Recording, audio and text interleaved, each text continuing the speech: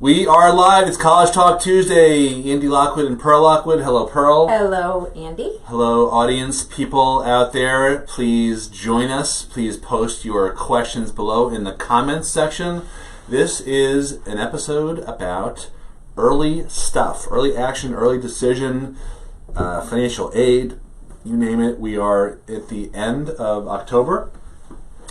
Many people have November 1 deadlines if they're class of 2017. There's a lot of pressure right now. We weren't sure if we were actually going to do this episode. Pearl tried to get out of it, but then she went and got her hair done. She looks great, and I just schedule these things so she gets dressed up. By the way, I can write this off, can't I? Yeah, exactly. We should talk to our accountant about that. That's pretty good. Yes. Not even a joke. I'm not kidding. Yeah. There's all sorts of loopholes, when it comes to not just college planning, but also tax stuff. And we have a lot of business owners as clients. We talk to a lot of CPAs. I am actually a licensed continuing education provider to CPAs. If you are self-employed and you are looking not only for college type of assistance and advice, but also you want to be connected with a CPA who understands stuff like this. I think with our old accountant, you never really would have thought of that, right? Yeah. Okay. He's changed my mindset. Well, that's the thing.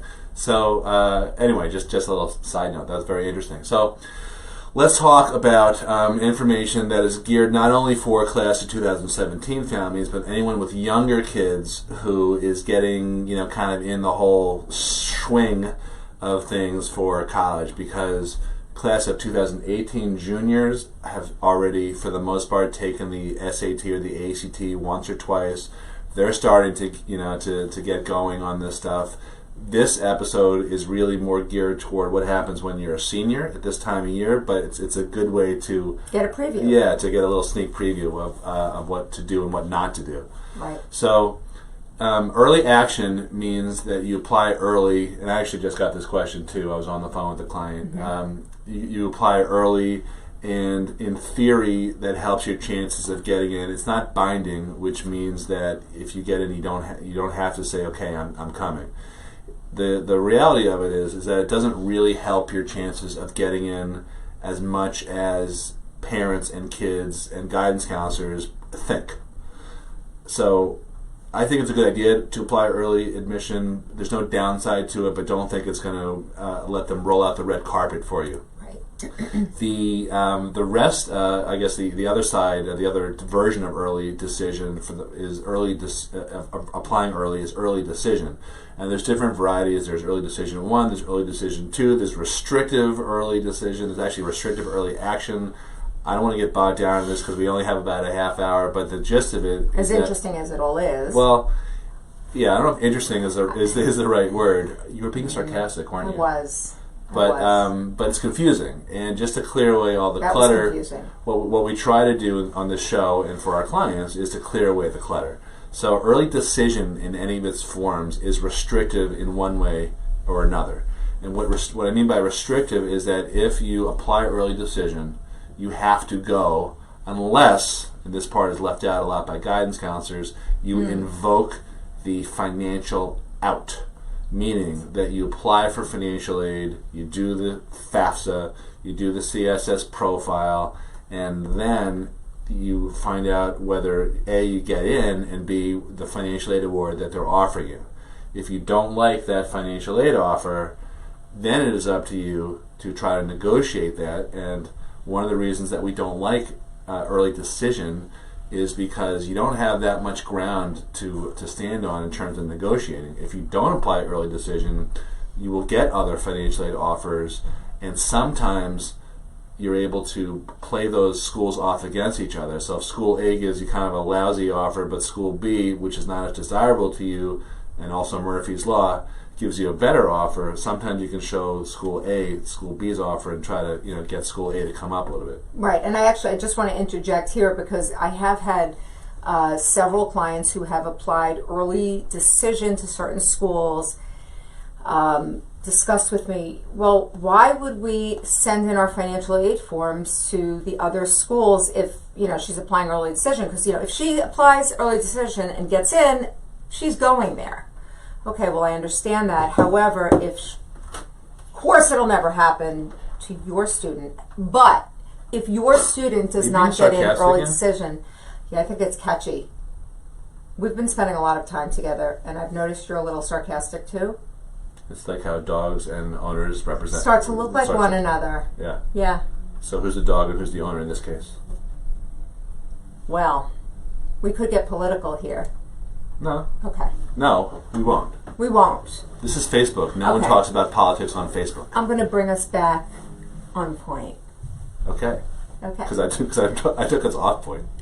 So for those maybe clients, they don't get into their first choice. So maybe they don't get into their first choice school, and that they learn this in December when the early decision results come out.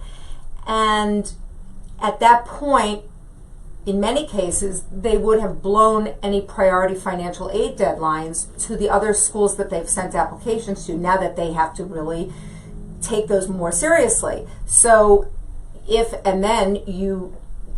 you don't get a financial aid award and they say, well, you did not meet our deadlines, that's not going to be helpful. So even if you're applying early decision, I do recommend, just to cover all your bases, you should submit your financial aid forms according to your earliest deadline. This is how I conduct my practice. I file all of the schools that you're going to apply to according to the very earliest financial aid deadline you have, so I could sit back after that and not worry about it. What are you waiting for? Right, and you, the filer, you don't want to have to worry about, did I do this one? Wait, I think I did that one. Did I do it with the update? Yeah. You know, keep it simple. simple. Go for the path of least resistance. Correct. And yes, for the CSS profile, unlike the FAFSA, there is a nominal $16 per school. Is that what it is this Correct. year? $16 per school charge. Yeah.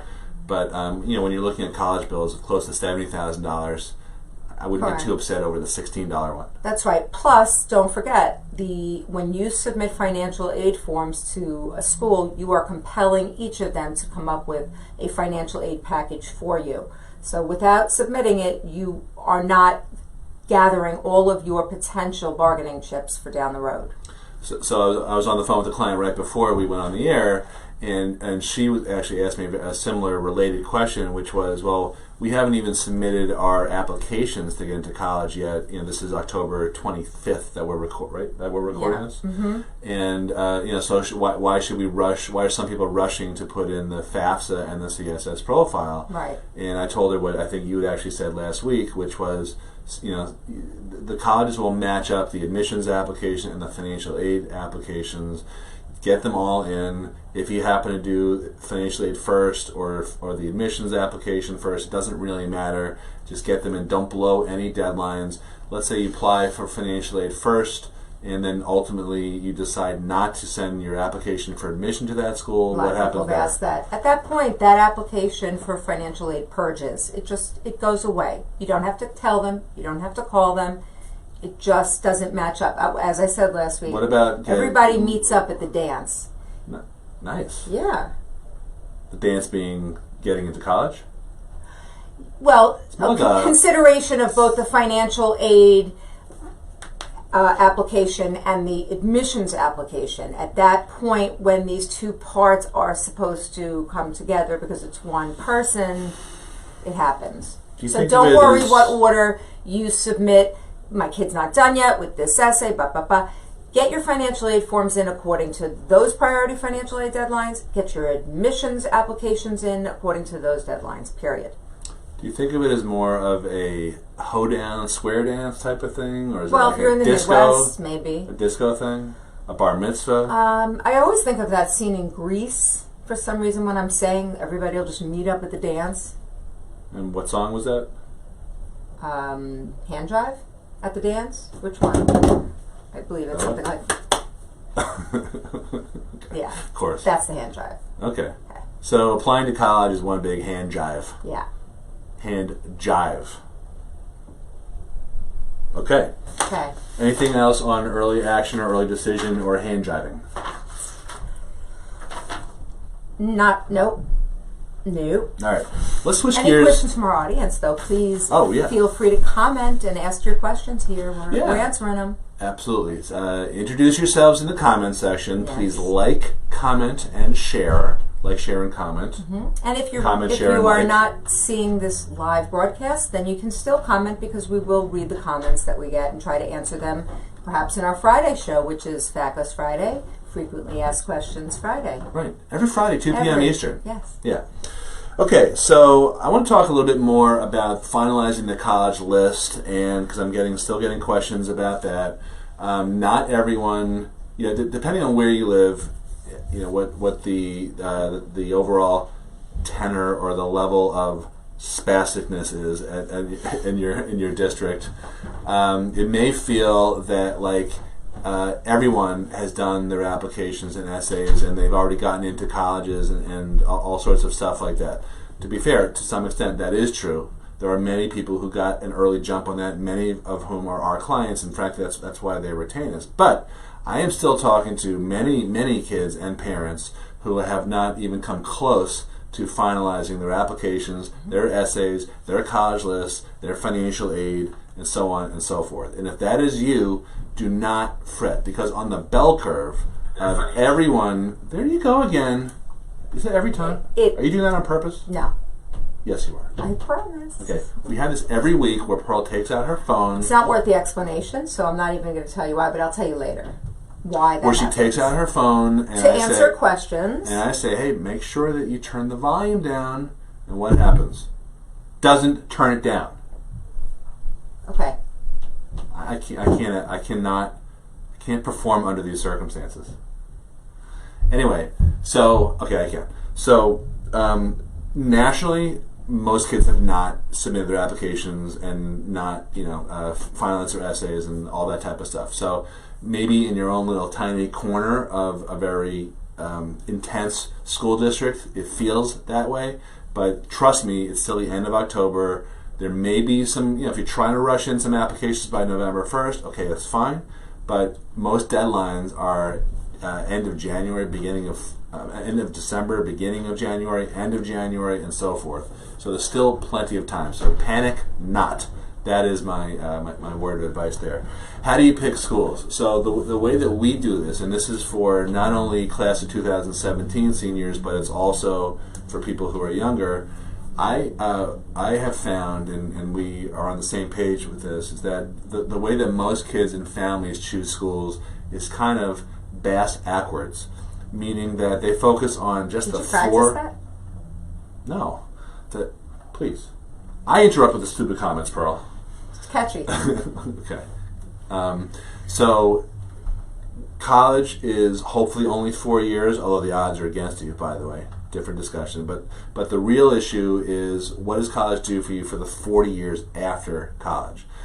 We try to look at the 40 years and then backward plan into a set of colleges that are not only going to help you succeed after college, meaning provide a good college return on investment, but also are going to give it to you for the lowest price that you can possibly get. And that means scholarships and financial aid and all that. And we help kids get in. Now, one of the questions I get when I speak at the live events that we do, kind of locally on our webinars, is how is a 15 or 16-year-old kid supposed to know what the hell they want to do with the rest of their lives? And the answer is, well, here's the opposite. What a lot of kids do is say, well, I want to go into forensics. And I'll say, oh, that's interesting. How did you decide to do that? 5 or 6 questions at the most, usually 1 or 2 questions later when I'm trying to elicit that information, it almost always comes down to, I watch every NCIS show. And then I'll say something like, well, did you ever consider that may not be exactly what forensic scientists do in real life? Or there's a question like, oh, well, my daughter, she should be a lawyer because she always argues with me. Yeah.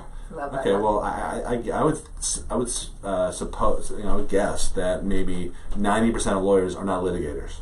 That's only Pearl was a litigator. She was a prosecutor, so don't get on her bad side.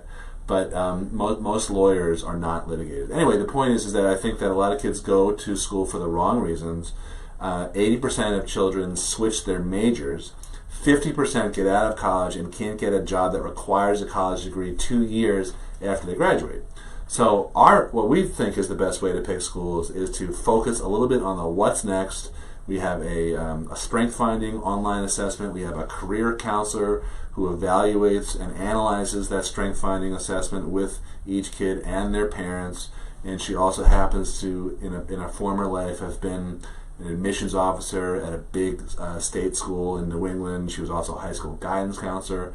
And the idea is to come up with not one or two, but maybe 5 or 6 or 8 or 10 careers that match up with a kid's wiring, but also, when you look at Bureau of Labor statistical information, also provide an area where the kid can actually make a living and avoid coming home and living in the basement or working at Domino's or something and being one of those 50% statistics, because the odds that kids are facing today are incredibly tough.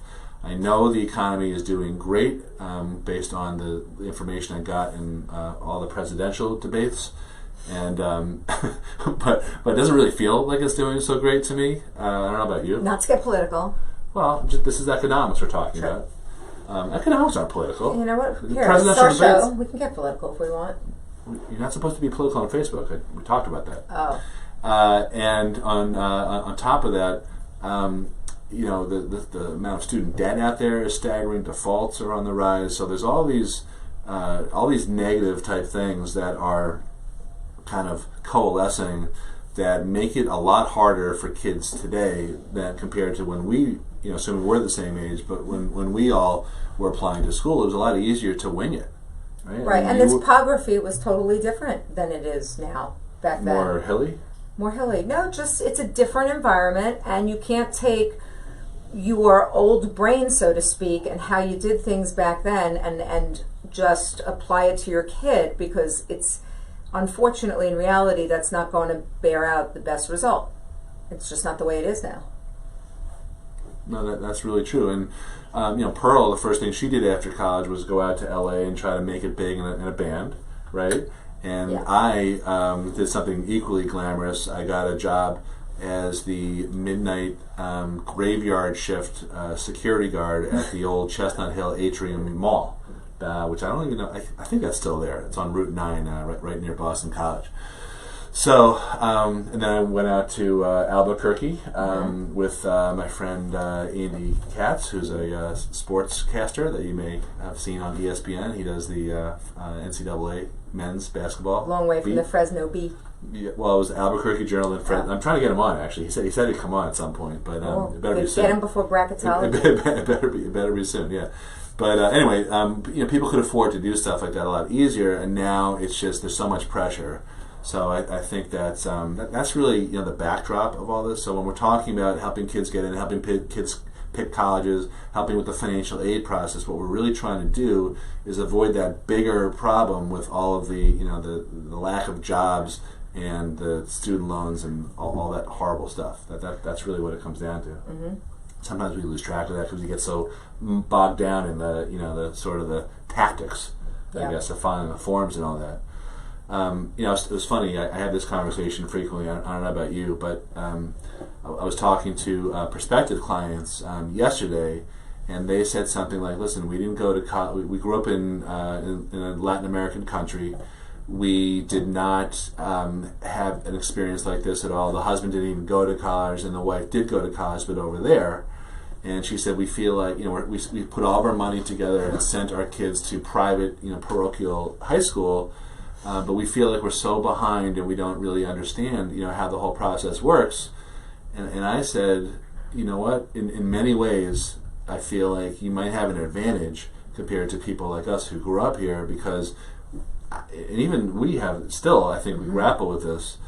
We have to unlearn things that we took for granted when we were applying to school, like all the stuff about you can just wing it and it'll work, things will work out, or the schools that were ridiculously easy to get into, such as University of Miami, where back then all you needed to get in was basically rich parents, a C average, and a cocaine habit, and then you got in. I mean, those are the actual 3 written criteria. I don't know if you knew that. I knew that. And then also, well, you knew that because, okay, fine. She knows someone who met all 3 for 3 there. Okay. And on top of that, there's also some other schools like Northeastern or whatever. They were really, not to be offensive about it, but they were joke colleges, and now they're really hard to get into. And that even for us, who've been in this field for years, it's still kind of hard for us sometimes. Right. When we look at someone who's got really high academic credentials, and we see the schools they're applying to, and I think like a little voice inside, or an eyebrow raise, like, huh? Yeah, just a little voice inside says, like, you remember when that school was like, how did that school get so hard to get into? Yeah. Right. So the people that I was talking to who did not grow up here, in a way, they don't have that issue. They don't have that mental block. So yeah. So it's just kind of interesting. We see all sorts of people. All right. Any other financial aid things that are coming up? Are you going to be able to file everyone on time? I mean, seriously, you've been slacking off. Yes. Pearl slept in today. She was up at 5:15, I think. I was. Instead of her typical 4 a.m. Yes. Anything else you feel like we need to add? Any other comments? Oh, hi, Maggie Coakley, signed in. Yeah, and you answered her question. So if you have any questions, throw them in the comment section here. And for financial aid, scholarships, college admissions, college essays, getting into schools, recommendations, Naviance, you name it. We have all sorts of stuff, questions that we get. So please comment, and share this page, and please throw in your questions. We'll get to them after we wrap up. Yep. No, anything else with Maggie or anyone else? No, Maggie was just asking. She has a junior in high school, and she knows, and she's taking a preview of what's to come, and that's very smart. She wanted to know next year when her son is a senior, and we are filing the financial aid forms. Senior in college? High school. Because she's got one at Williams. Okay. And she's got one in high school. Okay. So I believe and by the way, she's another example of, we just mentioned this in passing, but she and Ed got an initial offer that was okay, but we were able to negotiate that by showing them other circumstances that were, we didn't play schools off against each other, to my recollection, but whenever you get an offer, which usually, I think this year they'll come in earlier, but hopefully, but whenever you get an offer from a school, bear in mind that that's only an initial offer. So they were able. I mean, I can't give away details, but they were able to. Plus, I don't remember them exactly, but they were able to increase by a significant amount the award that they had received initially versus the updated negotiated award. So sorry to cut you off. So to answer her question, next fall, which is going to be the fall of 2017. And her son will be a senior in high school. She wanted to know what income year will that FAFSA and CSS profile be based on. And so next fall, it will be the 2016 tax return that will be the base year. For people graduating 2018. That's correct. Right now, we are using the 2015 tax return as the base year, as the main year that the schools look at in determining your financial aid award. Got it.